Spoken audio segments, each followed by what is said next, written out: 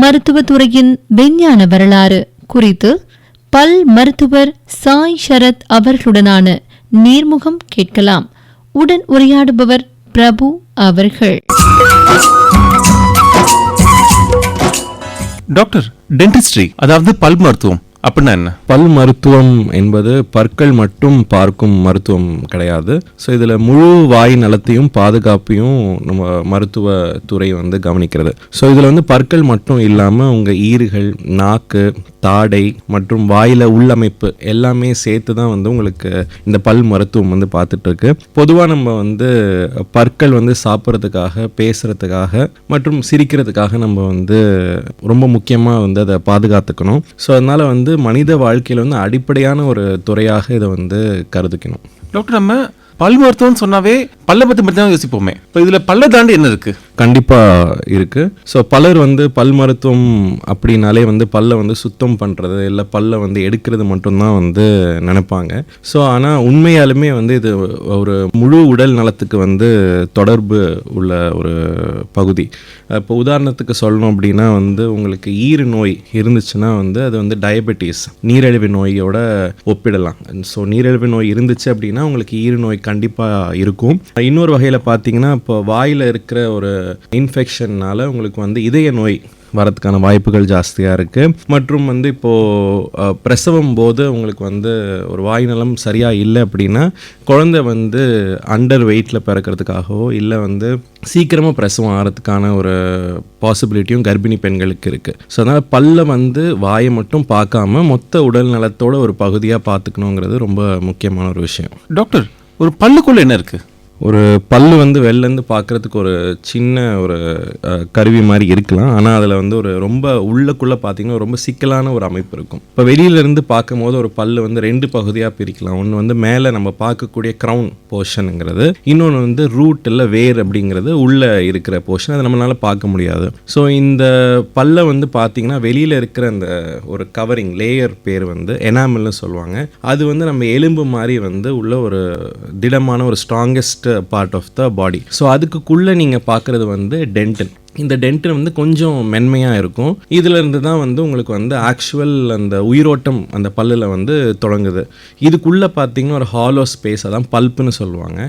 இந்த பல்ப்பில் தான் உங்களுக்கு நரம்பு, அப்புறம் ரத்த நாளங்கள் இதெல்லாமே இந்த பகுதியில் தான் உங்களுக்கு இருக்குது. ஸோ அதனால தான் உங்களுக்கு பல் சொத்தை இருந்து ரொம்ப ஆழமாக போச்சுன்னா தான் உங்களுக்கு அந்த வலியோ இல்லை வீக்கமோ இல்லை அந்த சென்சிட்டிவிட்டியோ ஏதோ ஒன்று வரதுக்கான காரணமே இந்த உள்ளே இருக்கிற அந்த பல் போர்ஷனில் இருக்கிற நரம்பு. இதனால தான் அதுக்கு கீழே இருக்கிற அந்த வேர் போர்ஷன் உங்களுக்கு எலும்பில் பல்ல பிடிமானமாக பிடிச்சிக்கிறதுக்காக யூஸ் ஆகுது.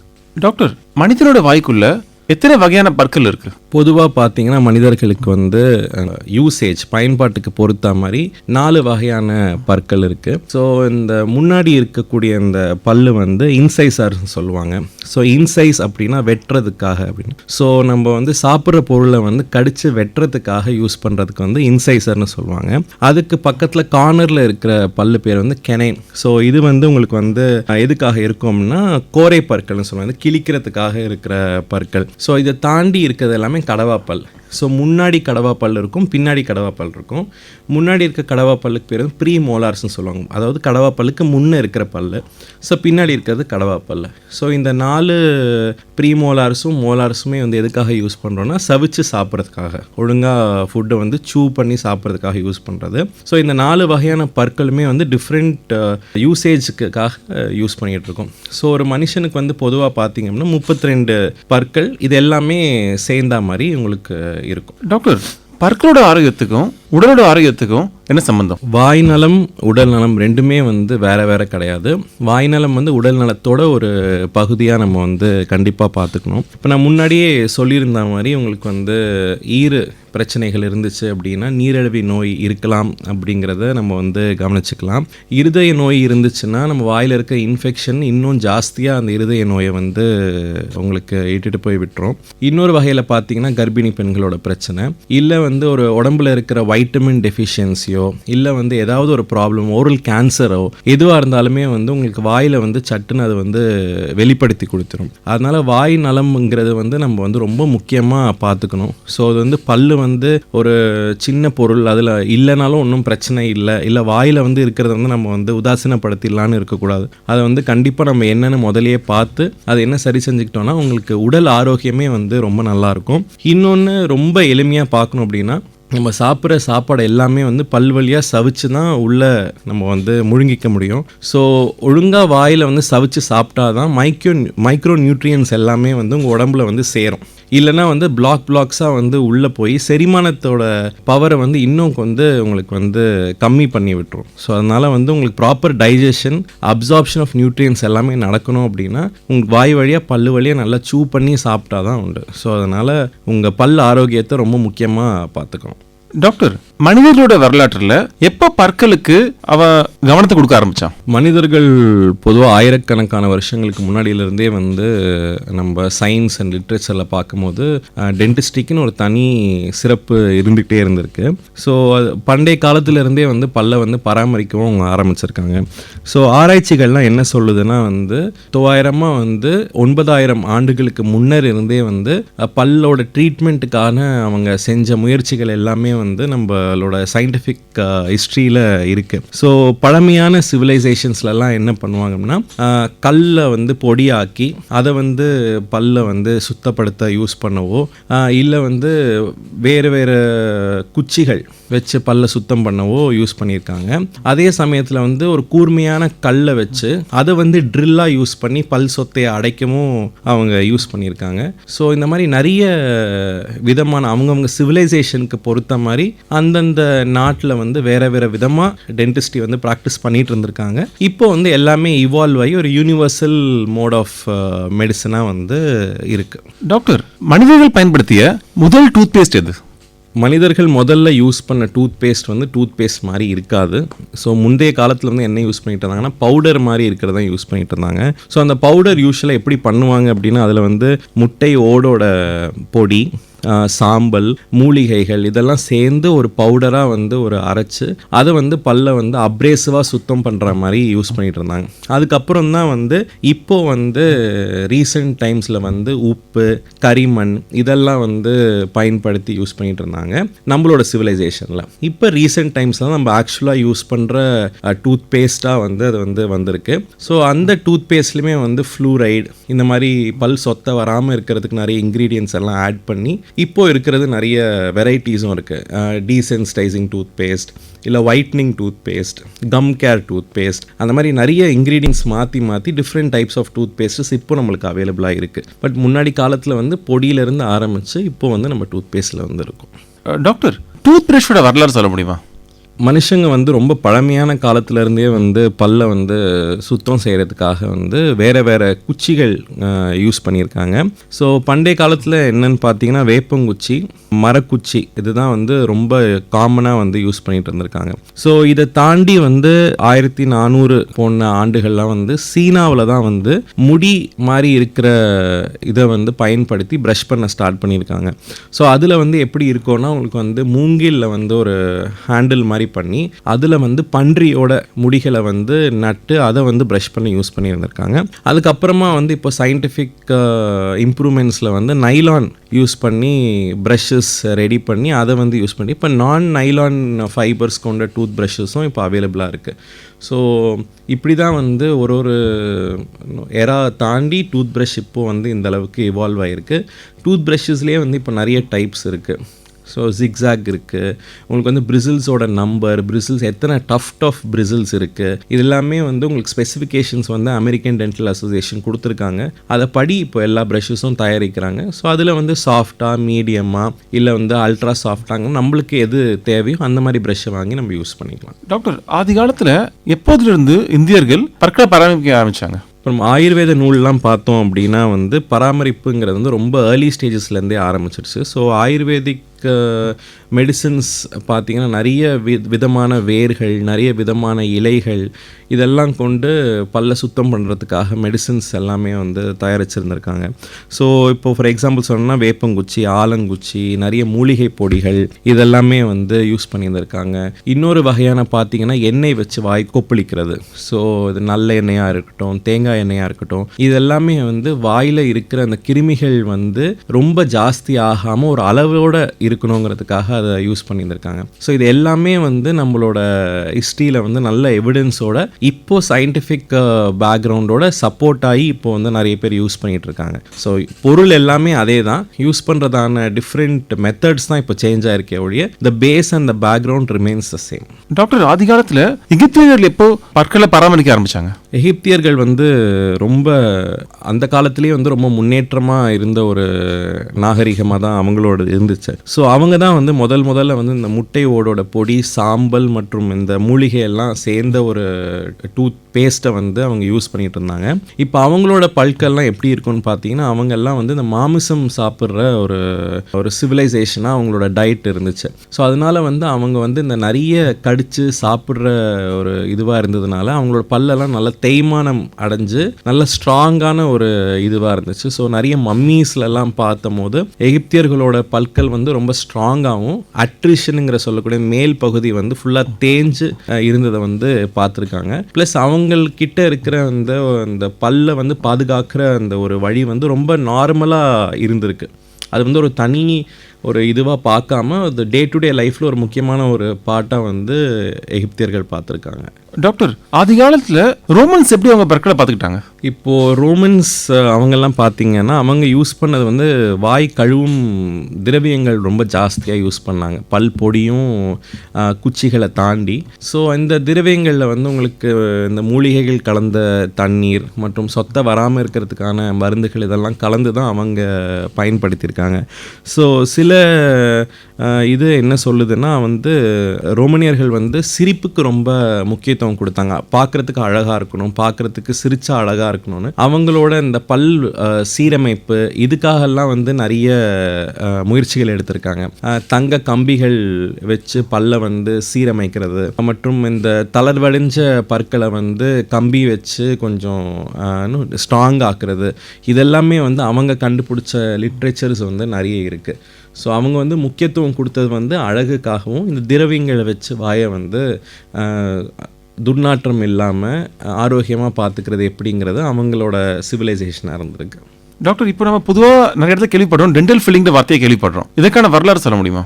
பல் சொத்தை அப்படிங்கிறது வந்து ரொம்ப காமனாக பல ஆயிரக்கணக்கான வருஷங்களாக இருக்கக்கூடிய முதல் ஒரு பல் சம்மந்தப்பட்ட ஒரு பிரச்சனையாக இருக்கலாம். ஸோ இதுக்கான ஒரே தீர்வு வந்து பல்லை வந்து அடைக்கிறது. முந்தைய காலத்தில் வந்து இந்த அடைக்கிறது வந்து என்ன பண்ணுவாங்க அப்படின்னா வந்து தேனியோட மெழுக வச்சு அடைச்சிட்டு இருந்தாங்க. ஸோ அது வந்து ரொம்ப நாளைக்கு வந்து இருக்காது, ப்ரொப்போலிஸ்ன்னு சொல்லுவாங்க. அது ரொம்ப நாளைக்கு வந்து தாங்கக்கூடிய சக்தி இருக்காது. அதுக்கப்புறமா வந்து உலோகங்கள் யூஸ் பண்ண ஆரம்பித்தாங்க. தங்கம், வெள்ளி, பாதரசம், இந்த மாதிரி வந்து ஒரு பர்டிகுலர் உலோகமோ இல்லை உலோக கலவையோ யூஸ் பண்ணிட்டு இருந்தாங்க. இப்போது வளர்ச்சியை தாண்டி வந்து இப்போது கொஞ்ச நாளாக வந்து நம்ம வந்து பல் கலர்லேயே இருக்கக்கூடிய கிளாஸ் ஐனோமர் சிமெண்ட், காம்போசிட் சிமெண்ட்ஸ், அதோட காம்பினேஷன்ஸ் அந்த மாதிரி நிறைய இப்போது யூஸ் பண்ண ஆரம்பிச்சிட்டோம். ஸோ அதில் நிறைய அட்வான்ஸ்மெண்ட்ஸ் வந்துருச்சு. ஃபில்லிங் பண்ண பயோமிமெட்டிக் மெட்டீரியல்ஸ் இருக்குது. உங்கள் பல் எப்படி இருக்குமோ அதே ஸ்ட்ராங் இருக்கக்கூடிய அதே கலர் இருக்கக்கூடிய மெட்டீரியல்ஸ் எல்லாம் இப்போ நிறைய வந்துருச்சு. ஸோ இந்த டென்டல் ஃபில்லிங்கிறது வந்து ரொம்ப நல்லா வளர்ச்சி அடைஞ்சிருக்கிற ஒரு ட்ரீட்மெண்ட்டாக எடுத்துக்கலாம். டாக்டர், மாடர்ன் டென்டிஸ்ட்ரியோட ஆரம்ப காலம்னா எதை சொல்லுவீங்க? பொதுவாகவே வந்து இப்போது டென்டிஸ்ட் அப்படி இல்லை பல் மருத்துவம்னாலே பல் பிடுங்கிறது தான் வந்து ஒரே ட்ரீட்மெண்ட்டாக எல்லாருமே நினச்சிட்ருப்பாங்க. பட் 18th century அப்பத்துலேருந்து தான் வந்து பல்லுக்கான முக்கிய ட்ரீட்மெண்ட் கொஞ்சம் கொஞ்சமாக வந்து முக்கியத்துவமும் இவால்வ் ஆச்சு, ஒழுங்கான ட்ரீட்மெண்ட் பண்ணுறதுமே வந்து ஆரம்பிச்சிச்சு. அதுக்கு முன்னாடி வந்து எக்ஸ்பீரியன்ஸ் இல்லாத சிலர் தான் வந்து டென்டிஸ்டே ப்ராக்டிஸ் பண்ணிகிட்டு இருந்தாங்க. அதாவது நல்ல கலை நயம் உள்ளவங்க டென்டிஸ்டே ப்ராக்டிஸ் பண்ணுவாங்க. ஏன்னா ஆர்ட் ஒர்க் அதில் கொஞ்சம் ஜாஸ்தின்னு இல்லை வந்து பார்பர்ஸ் நிறைய பேர் வந்து பண்ணிட்டு இருந்தாங்க டென்டல் ஒர்க்குமே. அதுக்கப்புறமா கொஞ்சம் கொஞ்சமாக இந்த மாடர்ன் சிவிலைசேஷன் ஆரம்பித்தோடனே ஆக்சுவல் டென்டிஸ்ட் வந்து இந்த ட்ரீட்மெண்ட் பண்ண ஆரம்பிச்சிட்டாங்க. ஸோ இந்த முன்னாடி வந்து இந்த சிகிச்சைகள் எல்லாமே வந்து வலியோட 4 பேரை பிடிச்சி வச்சு அந்த மாதிரி இருந்துச்சு. அதுக்கப்புறமா வந்து லோக்கல் அனஸ்தீஷியா, அந்த இடம் மட்டும் மறுத்து போகிறதுக்கான மருந்துகள்லாம் கண்டுபிடிச்சதுக்கப்புறமா ட்ரீட்மெண்ட்டும் வலி இல்லாமல் இன்னும் எஃபிஷியண்ட்டாக பண்ணக்கூடிய காலகட்டமாக வந்து 18th centuryக்கு அப்புறமா ஆரம்பிச்சது. அதுக்கு முக்கியமான ஒரு காரணமாக இருக்கிறது வந்து டாக்டர் ஃபேரி ஃபார்ச்சர்ட் அவர் தான். ஸோ அவர் தான் வந்து ஃபாதர் ஆஃப் மாடர்ன் டென்டிஸ்ட்ரின்னு கூப்பிடுவோம். ஸோ அவர் எழுதின அந்த நிறைய ஆர்டிகல்ஸ் லிட்ரேச்சருக்கு அப்புறம் தான் மாடர்ன் டென்டிஸ்ட்ரியே வந்து கொஞ்சம் கொஞ்சமாக வந்து all over the world practice பண்ண ஸ்டார்ட் பண்ணார். டாக்டர், பேரி ஃபார்ச்சர்டோட வரலாறு சொல்ல முடியுமா? பேரி ஃபார்ச்சர்ட் அவர் வந்து நம்ம வந்து ஃபாதர் ஆஃப் மாடர்ன் டென்டிஸ்ட்ரின்னு கூப்பிடுறோம். ஸோ அவர் வந்து ஒரு புக்கு எழுதினார். ஸோ அதில் வந்து பற்களோட அமைப்பு, பல்லோட நோய்கள் என்னென்ன இருக்கலாம், பல்லோட ஃபில்லிங் எப்படி பண்ணணும், ஒரு டென்டல் கிளினிக் எப்படி இருக்கணும், என்னென்ன வகையான ட்ரீட்மெண்ட் ஆப்ஷன்ஸ் எல்லாம் இருக்குங்கிறத அவர் எடுத்து சொன்னதுக்கப்புறம் தான் வந்து டென்டிஸ்ட்ரியே வந்து ஒரு தனி ஒரு டிபார்ட்மெண்ட்டாக, ஒரு தனி மருத்துவ பிரிவாகவே வந்து உலகறிய வந்து எல்லாரும் கருதுனாங்க. ஸோ அது அவரோட ஸ்டார்டிங் தான் வந்து இப்போது நம்ம ப்ராக்டிஸ் பண்ணிகிட்டு இருக்க மாடர்ன் டென்டிஸ்ட்ரி சொல்லலாம். ஸோ அவரோட அந்த ஆராய்ச்சி, அவரோட கான்ட்ரிபியூஷன் டுவர்ட்ஸ் டென்டிஸ்ட்ரி இஸ் ரொம்ப ஒரு பாராட்டத்தக்க ஒரு விஷயம். டாக்டர், பல் மருத்துவத்துறை பேரி ஃபார்ச்சர்ட் வரதுக்கு முன்னாடியும் அப்புறமும் எப்படி மாறிச்சு? பேரி ஃபார்ச்சர்ட் வரத்துக்கு முன்னாடி பல் மருத்துவம் வந்து ரொம்ப ஆரம்ப நிலையில தான் இருந்துச்சு. ஒழுங்கான மனிதர்களால் அது வந்து செய்யப்படலை. அவர் வந்ததுக்கு அப்புறமா தான் வந்து நிறைய பேருக்கு வந்து இந்த பல் மருத்துவம்னா என்ன, அதோட அடிப்படை என்ன, அதுக்கு என்னென்ன தேவை, என்னென்ன பார்க்கணும், எது பொறுத்து என்ன ட்ரீட்மெண்ட் பண்ணணுங்கிறது வந்து தெரிய வந்துச்சு. ஸோ அதுக்கப்புறமா தான் வந்து எல்லாருமே வந்து டென்டிஸ்ட்ரியை வந்து ஒரு தனி மருத்துவ பிரிவாக பார்த்து அதுக்கு எல்லாரும் படிக்கவும் ஆரம்பித்தாங்க. ஸோ அவருக்கு முந்தின காலத்துலேயும் அவருக்கு பிந்தின காலத்துலையும் நல்ல ஒரு வாஸ்ட் டிஃப்ரென்ஸ் இருக்குது. அது தாண்டி அவர் வந்து சர்க்கரை நோயும் இந்த ஈர் பிரச்சனையும் உள்ள தொடர்பு, மற்ற உடல் உபாதைகளுக்கும் பல் மருத்துவத்துக்கும் உள்ள தொடர்பு போன்ற நிறைய நல்ல விஷயங்களை வந்து அவர் எடுத்து சொல்லியிருக்காரு. அதுக்கப்புறம் தான் வந்து ஒரு உடல் ஆரோக்கியத்துக்கு பல் எவ்வளோ முக்கியமான ஒரு விஷயங்கிறதே வந்து எல்லாரும் புரிஞ்சுக்க ஆரம்பித்தாங்க. டாக்டர், நம்ம குழந்தைகளா இருக்கும்போது பல்லு உருவாட்டி விழுந்தா திரும்ப முளைக்குது, ஏன் நம்ம வயதான பிறகு அது நடக்க மாட்டேங்குது? குழந்தைங்களுக்கு வந்து முதலில் வந்து பால் பல்லு அப்படின்னு சொல்லக்கூடிய ஒரு 20 பல்லு முளைக்குது. அதுக்கப்புறமா அந்த 20 பல்லுமே விழுந்து அவங்களுக்கு 20 புது பல்லு வருது. அதை தாண்டி அவங்களுக்கு வந்து மோலார்ஸ் அப்படிங்கிற கடவா பற்கள் வந்து ஒரு சைட்லேயுமே வந்து 3 ஆக மொத்தம் 12 எக்ஸ்ட்ரா வருது. ஸோ அதனால தான் 32 பல்லு வந்து பெரியவங்களுக்கு இருக்குது. பொதுவாகவே மனிதர்கள் வந்து டிஃபியோடான்ஸ்னு சொல்லுவாங்க. டிஃபியோடான்ஸ்னால் வந்து 2 செட் ஆஃப் டென்டிஷன் இருக்கக்கூடிய ஒரு உயிரினங்கள். ஸோ இதில் வந்து நம்மளுக்கு வந்து 2 செட்டு தான் இருக்குது, அதாவது பால் பல்லு மற்றும் இந்த பெர்மனெண்ட் பல்லு. ஸோ இந்த பால் பல்லாம் விழுந்த உடனே நம்மளுக்கு பெர்மனெண்ட் பல்லு முளைச்சிரும். ஸோ நிறைய வேறு உயிரினங்கள்லாம் இருக்காங்க. பல்லு வந்து விழ அவங்களுக்கு வந்து லைஃப் பூராவுமே வந்து பல்லு வந்து முளைச்சிக்கிட்டே இருக்கும். ஃபார் எக்ஸாம்பிள் ஷார்க், சுறா மீனுக்கு வந்து எத்தனை தடவை பல்லு விழுந்தாலும் புதிய பற்கள் வந்துக்கிட்டே இருக்கும். இப்போது ஆராய்ச்சி பண்ணிகிட்டு இருக்காங்க. ஸ்டெம் செல்ஸ் மூலியமாக வந்து பல்லு விழுந்துச்சுன்னா ஸ்டெம் செல்ஸ் மூலியமாக பல்லை வந்து ரீக்ரோத் பண்ண முடியுமான்னு அது இன்னும் ஆராய்ச்சி கட்டத்திலே தான் இருக்குது. பொதுவாக நம்மளுக்கு வந்து பற்கள் விழுந்து முளைக்கும், அதுக்கு அடியில் தான் இந்த பெர்மனெண்ட் பல் எல்லாமே டெவலப் ஆகிட்டு இருக்கும். அது முளைக்க எக்ஸ்ட்ரா 12 புது கடவா பற்கள் முளைச்சி 32 பற்கள் வந்து பெரியவங்களுக்கு இருக்கும். டாக்டர், மிருகங்கள் எப்படி பல் தேய்க்காம பற்களை பராமரிக்குது? விலங்குகள் வந்து எப்போவுமே வந்து பல் வந்து ப்ரஷ் பண்ணுறது கிடையாது.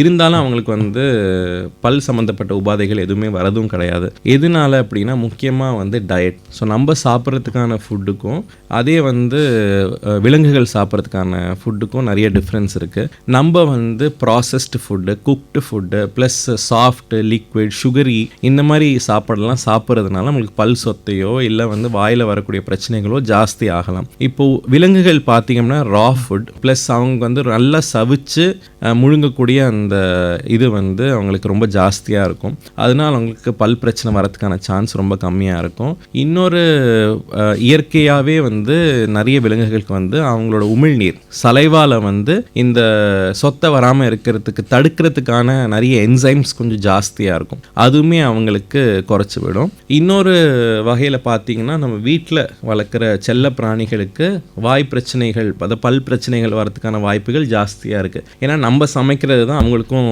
கொடுக்குறோம். அந்த மாதிரி ஒரு சிச்சுவேஷன்ஸில் வந்து வெட்டினரி டாக்டர்ஸே வந்து டென்டல் ட்ரீட்மெண்ட்டும் இப்போது பண்ணுறாங்க. வெட்டினரி டென்டிஸ்ட்னு சொல்லுவாங்க. ஸோ அவங்களே வந்து இந்த விலங்குகளுக்கு என்னென்ன தேவையான ட்ரீட்மெண்ட் இருக்கோ அது நல்லபடியாக பண்ணுவாங்க. டாக்டர், இப்போ நம்ம பொதுவாக சொல்கிறோம் ஃபிங்கர் பிரிண்ட்ஸ் வந்து மனுஷனை பொறுத்து மாறும்ட்டு. ஒரு மனிதன் இருக்க ஃபிங்கர் பிரிண்ட்ஸ் இன்னொரு மனிதன் இருக்காதுன்ட்டு. அதே மாதிரி தான் பற்களுமா? ஆமாம், பற்களுமே வந்து பற்கள், தாடை, பல்லோட சீரமைப்பு எல்லாமே வந்து ஒரு மனிதர்களுக்குமே மாறும். ஸோ இது எந்த விதத்தில் மாறும் பார்த்தீங்கன்னா, அளவு, இடைவேளை மற்றும் அந்த பல்லுக்கு மேலே இருக்கிற அந்த பிட் அண்ட் ஃபிஷர்னு சொல்லக்கூடிய அந்த ஏற்ற இறக்கங்கள் இதெல்லாமே வந்து ஒருத்தருக்கும் டிஃப்ரெண்ட்டாக வந்து மாறும். அதனால தான் வந்து இந்த ஃபொரென்சிக் சயின்சஸ்லாம் வந்து இந்த பல்லை வந்து ஒரு முக்கியமான ஒரு ஆதாரமாக எடுத்துப்பாங்க. இப்போ வந்து என்ன தான் வந்து இப்போ வந்து ஒரு ஃபயர் ஆக்சிடெண்ட்டில் உடம்பு முழுக்க எரிஞ்சு போனாலும் பல்லுக்கு ஒன்றும் ஆகாது. ஸோ அந்த மாதிரி சிச்சுவேஷன்ஸில் வந்து பைட் மார்க்ஸோ இல்லை பல்லோட அமைப்பை பொறுத்தோ இல்லை அவங்க எக்ஸ்ரேவை பொறுத்தோ இந்த மாதிரி இருக்கிற எவிடன்ஸை வச்சு இது இவங்க தாங்கிறத வந்து நம்ம கண்டுபிடிச்சிக்கலாம்.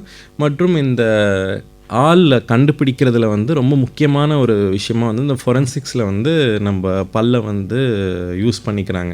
ஸோ அதனால் ஒவ்வொருத்தருக்குமே ஐடென்டிக்கலாக வந்து பல்லு மாறும். டாக்டர், ஒரு 10 லட்சம் வருஷத்துக்கு முன்னாடி இருந்த மனிதரோட பல்லுக்கும் இப்போ இருக்கிற பல்லுக்கும் என்ன வித்தியாசம்? பழங்கால மனிதர்களுக்கும் இப்போத்திக்கும் பல்லில் இருக்க மேஜர் டிஃப்ரென்ஸே வந்து இந்த எவல்யூஷனில் ஏற்பட்ட சேஞ்சஸ். ஸோ அவங்க பழைய காலத்தில் வந்து அவங்க சாப்பிட்டது எல்லாமே வந்து சமைக்காத உணவு, கடினமான வேர் வகைகள் மற்றும் அவங்க வந்து இறைச்சியை வந்து நல்லா இந்த அளவுக்கு குக் பண்ணாமல் கொஞ்சம் ராவாக சாப்பிட்டாங்க.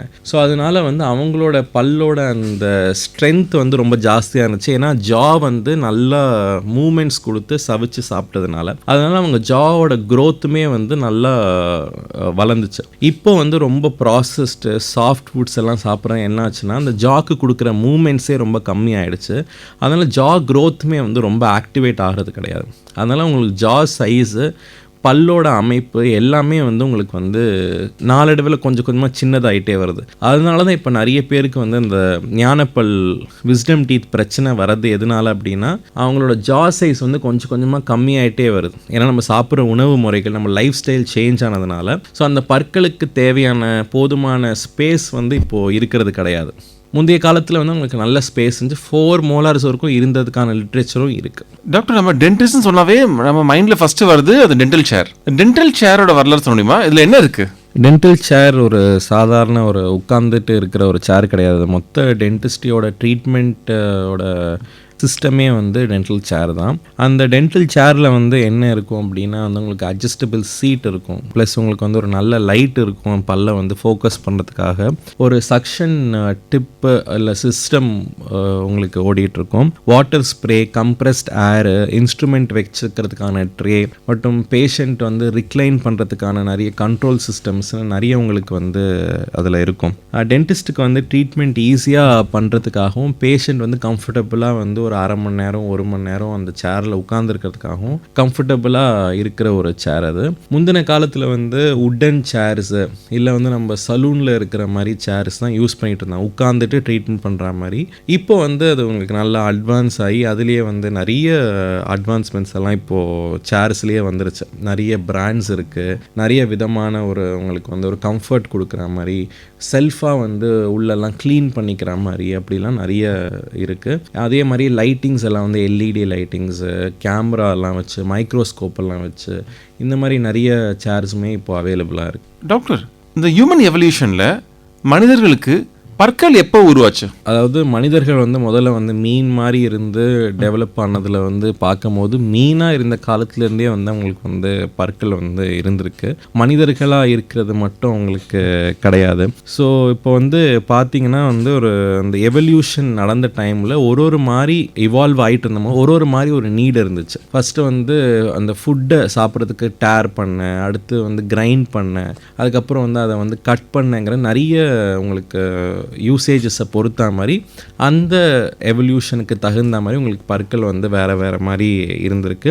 இந்த பற்களோட முக்கியமான ஒரு யூசேஜே வந்து அந்தந்த ஸ்பீஷீஸ்க்கான நல்ல நியூட்ரிஷனை கொடுக்கறதுக்கு உதவக்கூடிய ஒரு பொருளாக தான் பல்லு வந்து இருந்திருக்கு. அதனால் முந்தின காலத்தில் இருந்தே எவல்யூஷன் படி பல்லும் பல்லு சம்மந்தப்பட்ட தாடியும் உங்களுக்கு கொஞ்சம் கொஞ்சமாக வந்து வளர்ந்துக்கிட்டே இந்த அளவில் இப்போ இருக்குது. டாக்டர், மனிதர்களோட பற்கள் வந்து இவ்வளோ காலமாக மாறி இருக்கு, இப்போ மாறிட்டு இருக்கா? கண்டிப்பாக முந்தைய காலத்தில் வந்து பல்லோட சைஸு, பல்லோட நம்பர் மற்றும் ஜாவோட சைஸு, தாடையோட சைஸும் கிராஜுவலாக கொஞ்சம் கொஞ்சமாக குறைஞ்சிட்டே இருக்குது. இப்போது முக்கியமான பிரச்சனையாக பார்த்தீங்கன்னா விஸ்டம் டீத் இருக்கிறதா. இந்த விஸ்டம் டீத் வந்து இப்போ வந்து நிறைய பேருக்கு வந்து இடம் இல்லாமல் அவதிப்பட்டு அதை எடுக்கிற மாதிரி ஒரு சூழ்நிலை வந்துடுது. இல்லை நிறைய பேருக்கு இந்த விஸ்டம் டீத்தே வந்து வளராமையே வந்து ஃபார்ம் ஆகாமலேயே வந்து மிஸ்ஸிங்காக இருக்குது. இது எல்லாத்துக்குமே வந்து இந்த எவல்யூஷன் தான் அவங்களுக்கு வந்து மேஜர் ரீசன். அண்ட் இன்னொன்று இதனால வந்து ரொம்ப ஜாஸ்தி ஆகிறது வந்து க்ரௌடிங் பேட்டர்ன்ஸ்.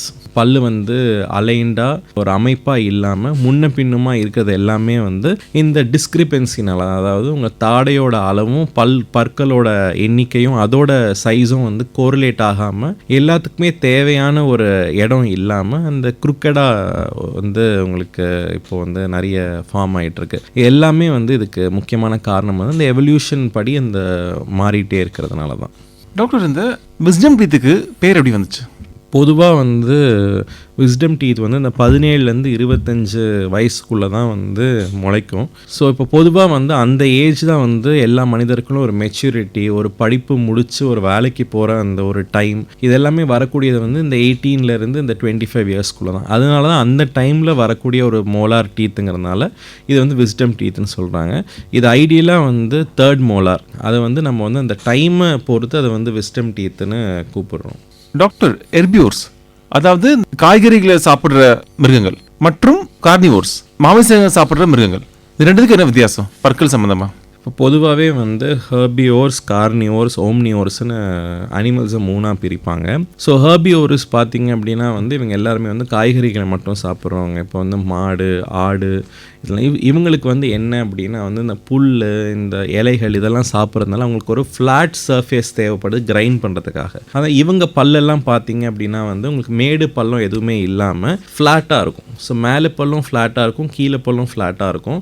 ரெண்டுமே சேர்ந்து அவங்க அரைக்கும் போது இந்த இலையும் இந்த புல்லும் வந்து நல்லா வந்து அரைச்சி அவங்களால வந்து முழுங்க முடியும். இதே வந்து கார்னிவோரஸ் பார்த்தீங்க அப்படின்னா அவங்களுக்கு வந்து இந்த ப்ரே அப்படின்னு சொல்லக்கூடிய அவங்களோட அந்த மாமிசத்தை வந்து கிழித்து அதை வந்து கடித்து சாப்பிடணுங்கிறதுக்காக அவங்களுக்கு வந்து இந்த கோரப்பற்கள், ஷார்ப்பான டீத்தெல்லாம் அவங்களுக்கு வந்து இருக்குது. இதே வந்து மனிதர்கள் பார்த்திங்கன்னா வந்து ஓம்னிவோரஸ்ன்னு சொல்லுவாங்க.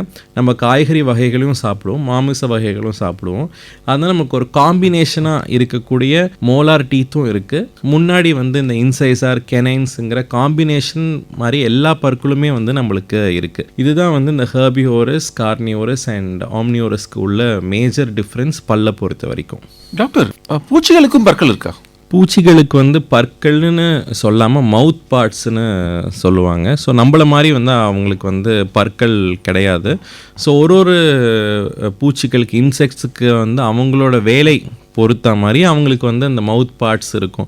இப்போ கிராஸ் ஹாப்பருக்கு பார்த்தீங்க அப்படின்னா வந்து சூவிங் மவுத் பார்ட்ஸ்னு சொல்லுவாங்க. அவங்களுக்கு வந்து அந்த கிராஸை வந்து மெல்றதுக்கான அமைப்போட அவங்களோட வாய் இருக்கும். இதே மஸ்கிட்டோக்கு பார்த்தீங்கன்னா பியர்சிங் மவுத் பார்ட்ஸ்னு சொல்லுவாங்க. அவங்க வந்து நம்ம ஹியூமனோட தோலை வந்து பியர்ஸ் பண்ணி பிளட்டை வந்து உரியறதுக்கான அதுக்கு தகுந்த மவுத் பார்ட்ஸ் இருக்கும். இப்போ பட்டர்ஃப்ளைக்கு பார்த்தீங்கன்னா சக்கிங் டியூப் மவுத் பார்ட் இருக்கும். ஸோ அவங்களுக்கு வந்து இந்த பூக்களில் இருக்கிற அந்த தேனியை வந்து உரியணும், இதுதான் முக்கியமான வேலை. ஸோ அந்த மாதிரி ஒவ்வொரு இன்செக்ட்டுக்கு பொறுத்த வேலையை பொறுத்த மாதிரி அவங்களுக்கான அந்த மவுத் பார்ட்டுங்கிற அந்த வாய் வந்து வேறு வேறு டைப்பாக இருக்கும். ஸோ அவங்களுக்கு பல்லுன்னு இருக்காது, அவங்களுக்கு வந்து இந்த மாதிரி டிஃப்ரெண்ட் மவுத் பார்ட்ஸ் அவைலபிளாக இருக்கும். டாக்டர், செடி கொடிகளுக்கும் பற்கள் இருக்கா? மனிதர்களுக்கு பல் இருக்கிற மாதிரி செடி கொடிக்கு பற்கள்னு இல்லை, ஆனால் பற்கள் மாதிரியான ஒரு பொருட்கள் இருக்கும்.